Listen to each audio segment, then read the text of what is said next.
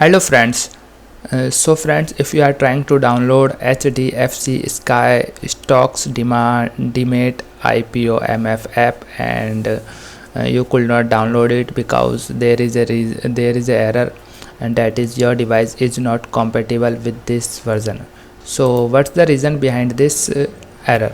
So that is a common and frustrating error message, especially with the older mobile phones.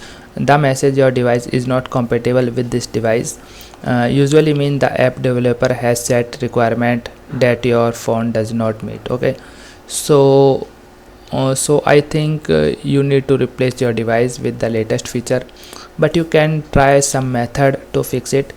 If this method did not work, so you need to replace your device. The first method is go to your device setting and look for system or software updates. Check for any updates and install if any update available. So this is often the quickest fix. Okay, and second method is go to the app listing page on the store, look for the developer contact information, ask them for the exact minimum requirement for the app. They may be able to explain the specific reason of why your device is blocked.